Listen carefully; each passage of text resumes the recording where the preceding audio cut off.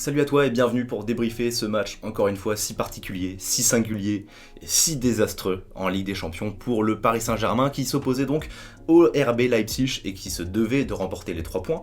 Alors ok, c'est chose faite, si tu regardes juste le résultat, si t'as pas le contexte, tu vas dire ok, c'est peut-être une rencontre compliquée, il y a eu du courage de part et d'autre et Paris a su être réaliste. Alors oui, réaliste pour concrétiser un penalty. Et c'est tout. Et encore, le penalty, il est sifflé, mais tellement généreusement.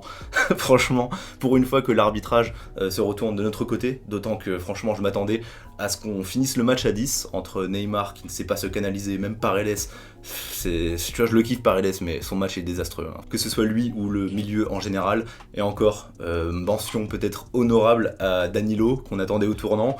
On ne l'attendait même pas titulaire et finalement il a fait le job en reculant petit à petit. C'est aussi ce qu'on redoutait et finalement ça a tenu la baraque. Avec Marquinhos et Diallo qui était aussi beaucoup décrié. Finalement, voilà, ce sont les joueurs qui ont fait le job parce que sinon t'as vraiment rien. À part ça, on a joué peut-être 4 minutes qui ont été intéressantes pour la fin de match, où là, mentalement, il fallait y être, et on a su conserver notre avantage tout en étant courageux, en proposant un petit peu de jeu. Rafinha Verratti, ça a bien combiné vers la fin, et Moise Kean qui a pesé, comme prévu, sur la défense, parce que c'est une défense sur laquelle il faut exercer un certain pressing, on l'a vu lors du Final 8, même lors du match aller où on a perdu, eh bien, le pressing a porté ses fruits, avec Moise Kean qui avait récupéré un ballon, qui a délivré une passe décisive pour Di Maria, et Moise Kean finit sur le banc, alors que c'est l'un des joueurs, si ce n'est le joueur le plus en forme de ce début de saison. Bon encore, on peut peut-être essayer de comprendre, parce que tu as Di Maria, Neymar, Mbappé, c'est très dur de faire le choix, c'est très dur, surtout si c'est au profit d'un milieu à 3, ça peut se comprendre. Mais comment tu peux le faire rentrer aussi tard ? Vraiment, à chaque fois, je me pose des questions comme ça, je suis tout seul, je me pose des questions, je deviens fou, j'aimerais rencontrer Tourelle et lui poser ces questions. Pourquoi le faire rentrer aussi tard ? Pourquoi ? Le contenu de son match est désastreux, alors que l'enjeu est capital. Tu gagnes avec un but, presque miracle, et tu te contentes d'un match aussi horrible dans le jeu, mais vraiment c'était une purge. Je pense que j'ai jamais vu un match aussi dégueu de la part de Paris, au moins depuis le début de l'ère Qatari, mais même plus loin. Là vraiment t'avais rien. On a fait que subir. Alors heureusement que Leipzig n'était pas dans un grand jour et n'a pas été très inspiré devant. Il faut dire qu'on était, toute la baraque était devant le but. Mais voilà, c'est quand même un sacré miracle hein, qu'on s'en sorte. Je sens que beaucoup vont comparer cette prestation à celle de Tottenham de Mourinho qui s'est brillamment imposé contre Manchester City. Vous le savez, Manchester City qui a le pied sur le ballon, qui est très créatif.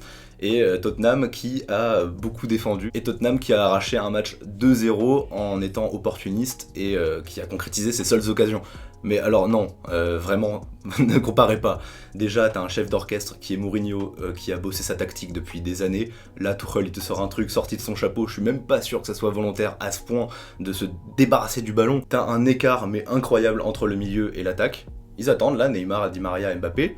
Tu leur balances la balle, c'est approximatif, jamais ils la contrôlent, ou alors c'est tout simplement mal distribué, et je suis désolé, tu peux pas comparer ce Tottenham qui s'en est très très bien sorti ce week-end face à Manchester City, à ce Paris Saint-Germain qui était complètement dégueu, tout simplement. Et puis à Tottenham, tu as Harry Kane qui, pendant tout le match, a fait un taf incroyable, qui a récupéré plein de ballons, qui sait les distribuer, et qui sait aussi être à la finition. Bon là, il a pas marqué, il a marqué un but hors jeu. Aujourd'hui, on n'a pas eu un joueur comme ça, comme Harry Kane, qui aurait pu donner un sens à notre tactique, et tout simplement distiller les ballons, faire le lien entre le milieu et l'attaque. Non, là, il y avait rien, tout simplement. J'ai pas forcément très envie de m'attarder sur Tuchel, j'ai l'impression que je le fais à chaque fois. Franchement, je pense que même c'est chiant pour vous, c'est chiant pour moi.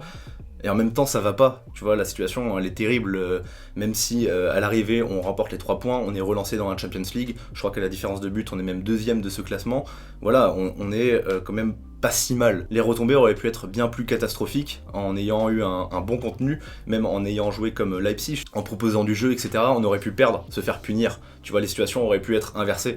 Et là, les problématiques auraient été encore plus graves. À l'arrivée, on s'en sort plutôt bien, mais quand on sait à quel point Tuchel a un coaching hasardeux, encore une fois aujourd'hui, tu le vois, mais quand tu as Moise Kean sur ton banc, et que tu vois à quel point il est important de peser sur cette défense qui est mais si peu habile avec le ballon, la défense de Leipzig, tu fais rentrer Moise Kean plus tôt. Pareil pour Verratti, s'il est dans le groupe, je veux bien qu'il revienne de blessure, etc. Pourquoi il est dans le groupe si c'est pour le faire rentrer si tard, même si bon ok ça portait ses fruits, mais enfin...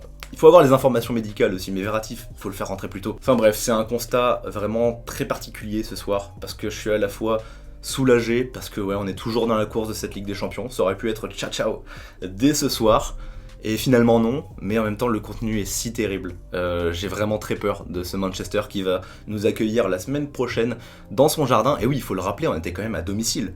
Vous avez déjà vu le PSG donner autant de ballons à l'adversaire ?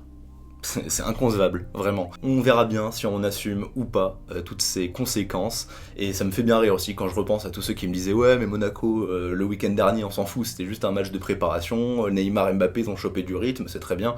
Alors ok, c'est pas un match capital pour la Ligue 1, mais à l'arrivée si tu me dis qu'on a été aussi mauvais en deuxième mi-temps contre Monaco pour préparer ce match qui a été aussi désastreux, non, ça n'a aucun sens. Et pour moi on n'a pas du tout justifié cette déconvenue face à Monaco. Voilà pour mon petit débrief, peut-être que je referai une vidéo dans la semaine pour parler de la situation du PSG. Je pense que je ferai une vidéo plus écrite. Là c'était à chaud donc j'oublie sûrement plein de choses. Dites-le moi dans les commentaires évidemment. On se retrouve également aussi sur Instagram. Insta ça nous permet de parler ensemble et puis ça vous permet aussi de tomber sur mes petits posts.